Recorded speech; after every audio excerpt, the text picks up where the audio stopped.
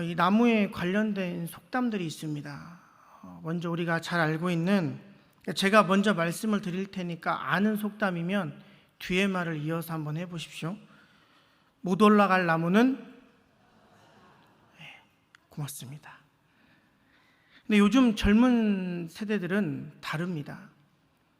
한번 아시는 분들은 한번 센스껏 한번 맞춰 보십시오. 못 올라갈 나무는 그렇죠, 안 올라간다. 맞습니다. 그리고 이건 어쩌면 지혜로운 그 대답이 될 수도 있는데 한번 들어보십시오. 못 올라갈 나무는 사다리 놓고 올라가면 된다. 그리고 좀 성격이 진취적이고 앞에 거치장스러운 거를 좀 싫어하는 사람들, 못 올라갈 나무는 베어버리면 된다입니다. 물론 불가능한 일이고 일어나지 않을 일이지만 여러분 한번 잘 상상해 봤으면 좋겠습니다. 만약에 우리에게 다시금 새로운 인생이 주어진다면, 나는 다시 살 수 있는 기회를 얻었다면 어떤 선택을 하고 살아갈 것인가? 제가 드라마를 이렇게 별로 좋아하지 않는데 이렇게 말씀을 준비하다가 예전에 봤던 드라마가 한 편이 딱 생각이 났습니다. 그게 뭐냐면 아는 와이프라는 드라마인데, 결혼을 했습니다. 결혼을 했는데 처음에는 너무너무 새색시 같고 공주 같고 선녀 같던 내 와이프가 하루가 다르게 아줌마가 되어가는 겁니다. 네, 당연히 결혼을 했으니까 아이도 낳고 아줌마가 되어가겠죠. 근데 아줌마가 되어가는데 그냥 보통 아줌마가 아니고 억척스러운 아줌마가 돼가는 겁니다. 남편이 매일매일 이 아내와 사는 게 힘들어지는 거예요. 그런 찰나에 과거로 돌아갈 수 있는 기회가 생겼고, 이 남편은 과거로 돌아가는 그 선택을 했을까요? 했어요. 그래서 과거로 돌아가서 자기가 예전부터 눈여겨보고 있던, 이게 주인공 남편이 굉장히 나쁜 사람이에요. 자기가 예전부터 눈여겨보고 있던 집안 환경도 훨씬 좋고 공부도 더 잘하고, 이게 중요합니다. 더 예쁜 그 여인을 선택해서 가정을 이루었습니다. 자기가 타고 싶었던 차도 선물로 받았고요, 자기가 평소에 꿈에 그리던 그런 집에서 살 수 있게 되었어요. 눈만 뜨면 정말 선녀와 같은 와이프가 집에서 함께 있는 겁니다. 그리고 나서 직장 생활을 시작하게 됐는데, 하필이면 그 과거에 결혼했던 그 여자가 내가 일하고 있던 그 직장에 직원으로 들어오게 된 겁니다. 근데 하필이면 내 친구와 연애를 시작하는 거예요. 근데 어차피 나는 더 훨씬 더 예쁘고 훌륭한 아내를 얻었잖아요. 근데 그 모습이 눈꼴 시려우니까 계속해서 유치하게 회방작전을 시작합니다. 그러다가 결국에 이 남편이 깨닫게 됩니다. 저 여자가 저랬었는데, 저 여자가 저렇게 예뻤는데, 나라는 부족한 사람을 만나서 저 여자가 저렇게 되었던 거구나 하면서 그때부터 후회를 하기 시작합니다. 그리고 결국에 그 둘은 과거로 다시 돌아가게 됐고 행복한 삶을 살았다라는 그런 어처구니없는 이야기인데, 제가 이 드라마를 보면서 그 가슴에 아직도 이 한 구석을 울리는 대사가 있습니다. 이 남편이 울먹울먹거리면서 그 아내를 붙들고 이렇게 이야기해 줍니다. 어쩌면 내가 당신을 이렇게 만들었는지도 몰라. 이렇게 이야기해 줘요. 우리는 때때로 살아가면서 남 탓해요. 환경 탓합니다. 할 수 있는 탓은 다 하고 그렇게 살아갑니다. 지금 이 사람보다 훨씬 더 좋은 사람, 좋은 환경에 있는 사람, 더 좋은 성격의 사람을 내가 만났으면 좋았을 걸 하고 아침에 눈을 뜨는 순간, 그 시간부터 나는 불행이 시작되게 되는 겁니다. 혹시 이 자리에 그런 생각을 하시는 분이 계시다면 오늘 이 말씀을 꼭 기억하셨으면 좋겠어요. 한번 따라해 보시겠습니까? 지금 내가 살고 있는 이 순간은 하나님께서 주신 최고의 순간이다. 이어서 하겠습니다. 시작. 지금 내가 살고 있는 이 순간은 하나님께서 주신 최고의 순간이다. 이 고백을 할 수 있다면 하루가 달라진다라는 겁니다. 그래서 우리에게 주어진 좋은 선물이 하나 있는데 그게 뭐냐? 하나님의 평강이라는 겁니다. 이 평강의 특징은 세상이 주는 평안과는 구분이 됩니다. 세상이 말하는 평안은 일시적이고 잠시 잠깐 있다 사라질 것이지만 하나님께서 주시는 평강은 영원하다라는 겁니다. 완전하다는 거예요. 그러니까 세상을 살다 보면 우리는 어느 한 부분에든지 불안이라는 요소를 갖고 살아가게 되어 있습니다. 학생들 나름대로의 불안이 있어요. 직장 생활을 하는 사람들은 직장 생활을 하는 나름대로의 불안감이 있습니다. 사업을 하시는 분들도 마찬가지고 돈이 많고 적음에 따라서도 상관없이 우리는 삶의 한 부분에서 불안이라는 것을 갖고 살아갑니다. 왜냐? 우리는 한치 앞도 알 수 없는 불확실한 시대를 살아가고 있기 때문에 그렇습니다. 그럼 만약에 내가 한 달 정도를 미리 알 수 있는 능력이 있다면 행복할까요? 그렇지 않을 겁니다. 왜냐? 내가 이미도 한 달 앞을 미리 알 수 있는 능력이 생겼다면 한 달 앞서 생길 일 때문에 내가 고민하는 날들이 시간들이 많아질 겁니다. 오늘 이런 우리들에게 성경은 평강의 주인공으로 살아갈 수 있는 일체의 비결을 말씀해 주고 있는데, 먼저는 우리가 평강의 주인공으로 살고 싶다 그러면 가장 먼저 해야 될 일이 있는데 그게 무엇이냐? 기뻐해야 됩니다. 빌립보서 4장 4절 말씀을 보게 되면 주 안에서 항상 기뻐하고 내가 다시 말하노니 기뻐하라고 말씀하고 있습니다. 이 오늘 본문이 말하고 있는 기뻐하라, 이걸 원어로 들어가게 되면 카이로라고 말하는데, 이 카이로는 어떤 의미냐면 내가 기뻐할 수 있을 때 하하호호 웃는 그런 잠깐 얕은 기쁨을 말하지 않습니다. 오늘 성경이 말하는 기쁨은 어떠한 상황에서도 내가 흔들리지 않는 마음의 평안함, 그 상태를 이야기하는 겁니다. 바울이 이 빌립보서를 쓸 때 어떠했냐면 감옥에 갇혀 있었습니다. 여러분, 감옥에 갇혀 있다라는 것 자체는 불편한 거죠. 행복할 수도 없고 웃을 수도 없고 찬송이, 감사가 나올 수 없는 당연한 상황인 겁니다. 근데 사도 바울은 어떠했냐? 감옥에 갇혀 있었지만 기뻐했습니다. 찬송했습니다. 그리고 그 마음 가운데 평안함을 누리고 있었습니다. 왜냐? 오늘 이 빌립보서 4장 4절 처음을 보게 되면 뭐라고 하고 있냐면 주 안에서라고 말씀하고 있기 때문에 그럽니다. 그러니까 바울은 내가 기쁠 수 있는 이유 다른 것이 아니라는 거예요. 내가 주 안에 있기 때문이라는 겁니다. 우리 예수님은 어떠한 상황 가운데서도 우리가 기뻐할 수 있는 이유가 되어주시는 분이십니다. 사람, 권력, 물질, 상황, 환경, 조건, 그런 것들은요 언제든지 변할 수 있어요. 그런데 우리 예수님은 변하지 않는 분이십니다. 그래서 우리는 주 안에 있다면 온전한 기쁨을 누릴 수 있다라는 겁니다. 그런데 주 안에서 온전한 기쁨을 누린다는 것 우리가 알고는 있지만 삶의 자리에서 진정한 기쁨을 누리면서 살아간다는 것이 쉽지가 않습니다.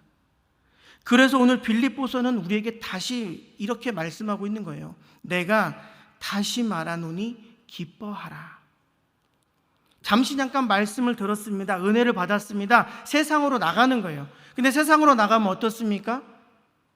잠시 잠깐 기쁘다가 곧 그 기쁨을 잃어버리게 되고 또 절망을 경험하게 되고 또 슬픔에 빠져버리게 되는 겁니다. 그런 분들에게 말하는 거예요. 저기요, 절망에 빠지지 마세요. 우리 주님이 계시니까 내가 다시 말씀드립니다. 기뻐하십시오 라고 말씀하고 있는 거예요. 이 헨리 나우엔이 쓴 wounded healer라는 책이 있는데 이 상처받은 치유자라는 뜻의 책입니다. 그러니까 이 뜻은 무엇이냐면 상처를 받아본 사람은 상처를 받은 사람의 마음을 헤아릴 수 있다라는 겁니다. 강아지를 파는 가게가 있었는데 어느 날 예쁘장하게 생긴 소녀가 고개만 빼꼼 내밀고 강아지를 파는 주인에게 이렇게 말합니다. 아저씨, 내가 저 강아지 살 거니까 3일만 기다려주세요. 제가 3일 있다 저 강아지 꼭 살게요. 그래, 알았다 소녀야. 근데 저 강아지는 다리를 다쳐서 다리를 쩔뚝거리기 때문에 아무도 사지 않을 거야. 걱정하지 말고 오렴. 하고 소녀를 보냈어요. 다음 날이 됐어요. 또 소녀가 나타났습니다. 아저씨, 저 강아지 내가 이틀 있다가 살 거예요. 그러니까 아무한테도 팔면 안 돼요. 소녀야, 걱정하지 말라니까. 저 강아지 아무도 안 살 거야. 드디어 그날이 되었습니다. 돈을 지불하고 이 소녀는 강아지를 품에 안고 너무나도 행복한 마음으로 집으로 돌아갔습니다. 그런데 이 강아지를 파는 주인이 그 강아지를 안고 돌아가는 소녀의 뒷모습을 보고 깊은 깨달음을 얻은 거예요. 왜냐? 강아지를 안고 기쁨으로 걸어가는 그 소녀의 뒷모습은 다리를 절고 있었기 때문에 그렇습니다. 왜냐하면 본인이 다리가 불편하기 때문에 다리가 불편한 그 강아지의 마음을 헤아릴 수 있었던 겁니다. 여러분, 우리의 상황이 지금 아무도 나를 이해해 주지 않는 것 같고 아무도 나를 몰라주는 것 같아도 괜찮습니다. 그래서 내가 하루하루 절망 가운데 눈물로 살아가고 있다고 해도 괜찮습니다. 왜냐? 우리의 아픔을 누구보다도 더 잘 알고 계시는 분이 계시기 때문에 그렇습니다. 누구보다도 절망을 경험하신 분이십니다. 누구보다도 큰 고통을 경험하신 분이시고 눈물로 지금 우리를 위로해주고 계신 분이 계시기 때문에 그렇습니다. 그분이 바로 우리 예수님이신 거예요. 사도 바울이 로마 감옥 안에서도 늘 기뻐할 수 있었고 늘 찬송할 수 있었고 평안할 수 있었던 것은 내가 지금 주 안에 있기 때문이라는 믿음의 고백이 있었기 때문에 그렇습니다. 우리가 말로는 그 어디나 하늘나라라고 하지만 그것이 정말 여러분들의 찬양의 고백의 가사처럼 여러분들의 삶에 이루어지기를 축복합니다. 여러분들이 계신 어느 곳이나 천국 같은 평안함이 있으시기를 소망합니다. 그래서 우리가 평강의 주인공으로 살기 위해서 한 발 더 나아가야 되는데 그러기 위해서는 우리가 이 관용이라는 걸 베풀어야 됩니다. 빌립보서 4장 5절을 보게 되면 너희의 관용을 모든 사람에게 알게 하라 말씀하십니다. 그 이유가 무엇이냐? 주께서 가까우셨기 때문에 그렇습니다. 이 관용이라는 말을 원어로 보게 되면 어떠한 손해나 어떠한 역경이나 고난을 당해도 거기에 동요되거나 넘어지지 않고 평정심을 유지하는 영적인 인내심이 충만한 상태를 이야기합니다. 그러니까 내 당연한 권리를 포기하고 다른 사람을 너그럽게 대하는 태도를 이야기하는 겁니다. 그런데 어떤 특정한 사람에게만 그런 마음을 보이는 게 아니라 믿는 자들이든 믿지 않는 자들이든 그 사람이 나에게 해를 가했든 해를 가하지 않았든 똑같이 그 사람들을 대해야 된다라는 겁니다. 그러니까 우리가 심판주로 오실 주님의 재림이 가까워짐을 우리가 믿고 있다면, 그것을 알고 있다면 이런 관용의 삶을 살아야 된다라는 겁니다. 그래서 관용은 무엇이냐? 너그럽게 받아들이거나 용서하는 그런 삶의 모습이 되는 겁니다. 그런데 어때요? 우리의 삶의 자리에서 이 관용을 베푸는 거 쉽지 않죠. 저부터도 그렇습니다. 어느 날 주차장에 제가 차를 이렇게 대놨는데 미술을 굉장히 잘하시는 분이 빨간색 립스틱으로 제 차에 그림을 그려놨더라고요. 그러니까 제가 그거를 보는데 진짜 발끝에서 머리끝까지 화가 치밀어 올라가지고 이걸 어떻게 하면 좋지? 하는 생각이 막 저를 너무 괴롭히는 겁니다. 여러분이 저를 아시겠지만 제가 어떻게 했을까요? 말하지 마시고 제가 너무 화가 났지만 물티슈로 그 립스틱을 지우면서 축복했어요. 그래, 뭐 얼마나 그릴 데가 없으면 하얀 내 차에 이렇게 그림을 그렸겠냐. 하나님, 이 사람에게 종이 살 돈을 주세요. 그러니까 제가 화가 났을 때 자주 쓰는 방법이거든요. 한번 여러분 같이 고백해 봤으면 좋겠어요. 한번 따라해 보십시오. 축복해. 그러니까 누가 나를 화나게 하면 그냥 그 자리에서 바로 외치십시오. 축복해라고요. 누가 나를 속상하게 하면 속상해 하시지 말고 그 자리에서 바로 외치십시오. 축복한다고요. 누가 나에게 해를 가하더라도 그 자리에서 바로 선포하십시오. 뭐라고요? 그러니까 이를 꽉 다물고 계신 건 안 하겠다는 거죠. 그 조금의 여유가 없어서 우리는 싸우는 거예요. 축복해라는 그 세 글자를 말할 수 있는 여유가 없어서 우리는 다투는 겁니다. 분노하는 거예요. 저주도 하는 겁니다. 관용은 다른 게 아니라 다른 사람의 이야기를 내가 내 마음을 다해서 들어주면 되는 겁니다. 그러면 마음의 여유가 생기고 내가 받은 은혜, 그 사랑을 베풀 수 있는 기회가 생기는 겁니다. 우리가 이제 이렇게 고백하면서 살았으면 좋겠어요. 제가 들어줄게요. 내가 들어줄게요. 그리고 우리가 마지막으로 평강의 주인공으로 살기 위해서는 결국 하나님 앞에 기도해야 됩니다. 빌립보서 4장 6절에서 7절을 보게 되면 아무것도 염려하지 말고 다만 모든 일에 기도와 간구로 너희 구할 것을 감사함으로 하나님께 아뢰라 말씀합니다. 그러면 모든 지각에 뛰어나신 하나님께서는요, 또 그 하나님의 평강이 그리스도 예수 안에서 우리의 마음과 생각도 지켜주실 거라고 말씀하고 있습니다. 그러니까 하나님이 우리에게 기도의 방법을 지금 알려주고 계신 겁니다. 제일 먼저 할 것은 뭐냐? 아무것도 염려하지 말고 기도하는 거예요. 우리가 그렇게 찬송은 하지 않습니까? 기도할 수 있는데 왜 걱정하십니까? 하면서도 의심하고 기도하지 않아요.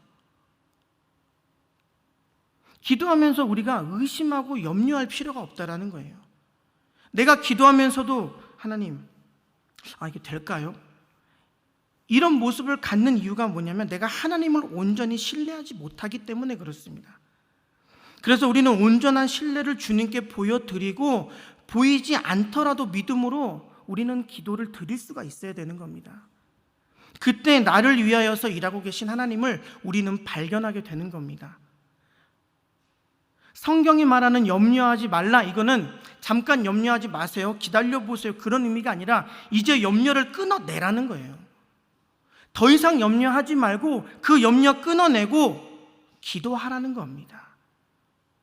왜냐? 다른 것에 이 마음을 빼앗기는 순간 우리는 염려하게 되어 있습니다. 불안하게 되어 있고 근심하게 되어 있고 걱정하게 되어 있는 겁니다. 하나님이 일하실 거예요. 하나님이 하실 거란 말씀입니다. 그러니까 하나님은 성경인 이 66권을 통해서 우리에게 계속 말씀하시거든요. 다윗, 너 골리앗 앞에 설래? 걱정하지 마. 골리앗 쓰러뜨리는 건 내가 할 거야. 이스라엘 백성들아, 너희들 여리고성 돌래? 걱정하지 마. 여리고성 쓰러뜨리는 건 내가 할 거야. 베드로야, 너 그물만 던져. 물고기 많이 잡게 하는 거 내가 할 거야. 아브라함아, 너는 그냥 길만 떠날래? 네가 갈 길을 찾는 건 내가 할 거야. 그런데 우리는 불필요한 것에 마음을 빼앗기고 의심하거든요. 걱정하거든요. 골리앗 앞에 섰어요. 우리 교육자실에도 골리앗 같은 한 사람이 있어서 제가 매일매일 불편하거든요. 누구라고는 얘기 안 하는데 진짜 불편해요. 두려운데 두려워하지 말라고 하는 하나님의 말씀에 걱정하지 않아도 되는 거거든요. 뭐 언젠가 저 키가 계속 190이겠냐 이거죠. 마치 누군지 다 아는 것처럼 얘기하시는데, 여리고성을 돌면서도 걱정하는 거예요. 야, 이 성이 진짜 무너질까? 나팔 분다고 저게 무너질까? 내가 밤새 그물질을 해서 다 놓쳤는데 이거 그물을 던지라고 물고기가 잡힐까? 아니, 내비게이션도 없는데 하나님 자꾸 나에게 길을 가라고 하시는데 내가 잘 갈 수 있을까? 의심한다는 말씀입니다. 다른 생각 잠깐 하는 그 찰나예요. 우리 사랑하는 성도님들, 불필요한 것에 관심 두시지 말고 마음을 빼앗기지 마시고 염려하지 마시고 오늘 성경이 말씀하는 것처럼 기도하시기를 바랍니다. 세상이 자꾸 우리 보고 잘하라고 그러거든요. 근데 잘하는 건 우리 몫이 아니라 하나님 몫인 겁니다. 하나님이 하실 일은 하나님께 맡겨드리고 우리는 염려하지 않고 기도부터 하면 되는 겁니다. 믿음을 우리는 살아내기만 하면 되는 거예요. 그러면 하나님께서 우리에게 평안함을 허락해 주신다고 오늘 성경은 그렇게 말씀해 주고 있습니다. 여러분, 먼저 기도하시기를 바라요. 예수님이 습관처럼 기도하셨다는 건 무슨 의미냐? 습관처럼 하나님의 뜻을 구했다라는 겁니다. 삶의 순간마다요. 우리 옆 사람에게 이제 이렇게 축복해 줬으면 좋겠어요. 염려의 사람이 되지 맙시다. 기도의 사람이 됩시다. 평강의 주인공이 되시려면 먼저 기뻐하시기를 축복합니다. 그리고 남의 말을 잘 들어주는 이 관용의 자세를 가지고 염려하지 말고 기도의 자리에 계십시오. 그러면 평강의 하나님께서 우리에게 하나님만이 허락하실, 하나님만이 주실 그 평강을 주실 것입니다. 그 평강의 주인공이 되시는 우리 성도님들 되시기를 바랍니다. 기도하겠습니다.